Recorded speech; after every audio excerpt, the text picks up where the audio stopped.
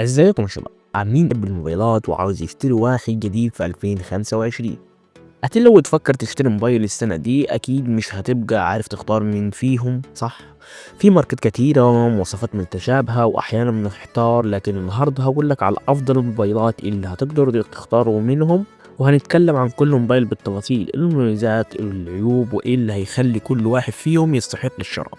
يا لو كنت بتدور على موبايل جديد الفيديو ده ليك، خليكم معايا لاخر الفيديو.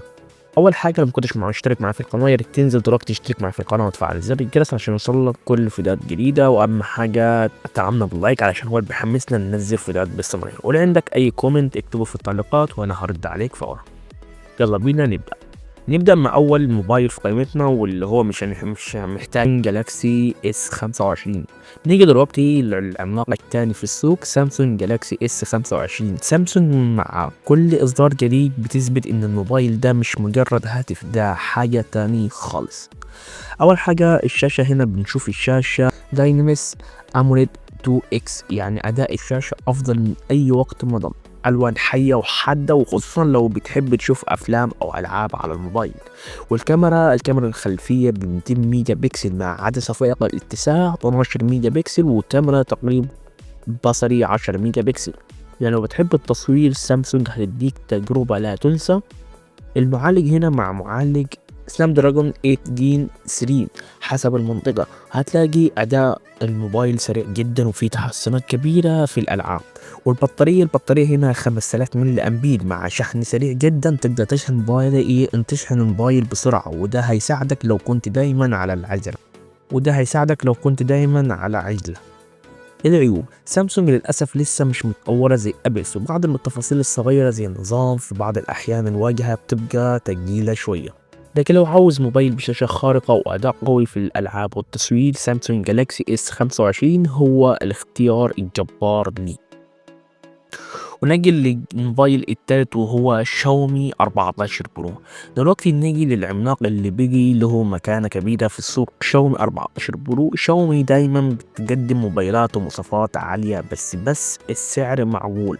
الشاشة هنا اوليد بدقة كواليتي اتش دي بلس، يعني هتحصل على تجربة مشاهدة رائعة والوان اكتر من رائع. الكاميرا هنا الخلفية بتجي ب 50 ميجا بكسل مع عدسة مدورة من ليسي، وده هيساعدك تختار صور قريبة جدا للطبيعة. حتى الكاميرا الأمامية جودتها ممتازة للصور السيلفي. والمعالج هنا بيجي مع معالج سناب دراجون 8 جين 3، هتقدر تلعب أقوى الألعاب وتستمتع بأداء سريع جدا جدا. والبطارية هنا بتجي ب 5000 ملي أمبير مع شحن سريع 120 واط، يعني تقدر تشحن الموبايل بالكامل في وقت قياسي جدا.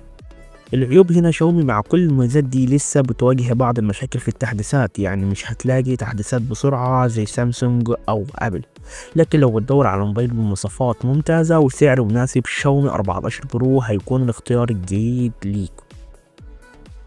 الموبايل الرابع اللي معانا وهو وان بلس 11. أخيرا وان بلس 12، الشركة دي أثبتت نفسها بقوة في السوق، وكل موبايل جديد بيكون عبارة عن ثورة. الشاشة هنا بتاجي بفولويد أموليد 120 هرتز، تجربة التمرير على الموبايل هتكون سلسة جدا، وكمان هتحصل على ألوان زاهية. والكاميرا هنا مع كاميرا 50 ميجا بكسل وكاميرا زاوية واسعة، تحصل على صور رائعة مع تفاصيل دقيقة. والمعالج هنا بيجي مع سناب دراجون 8 جين 3، هتقدر تشغل أي حاجة بسرعة وسلاسة مع تركيز كبير على الأداء. والبطارية هنا بتجي ب 4800 ملي أمبير مع شحن سريع 100 واط، يعني تقدر تشحن الموبايل في 15 دقيقة تقريبا. والعيوب هنا مفيش مميزات كتيرة في الكاميرات السيلفي مقارنة بالموبايلات التانية، وبعض الناس ممكن تشوف النظام مش مريح زي الأجهزة التانية. لو بتدور على موبايل سريع جدا مع شحن سريع بشكل خرافي، وان بلس 12 هيكون هو الأفضل لي.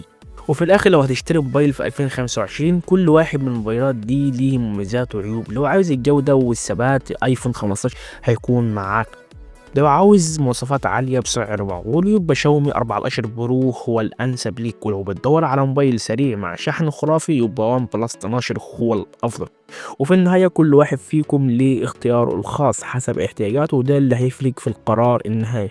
وطبعا شاركنا بالتعليقات ناوي تشتري ايه في 2025. ولو عجبك الفيديو ما تنساش تعملوا لايك وسبسكرايب عشان تشوفوا كل جديد في عالم الموبايلات والتكنولوجيا. شكرا ليكم واشوفكم في الفيديو الجاي، ويلا سلام.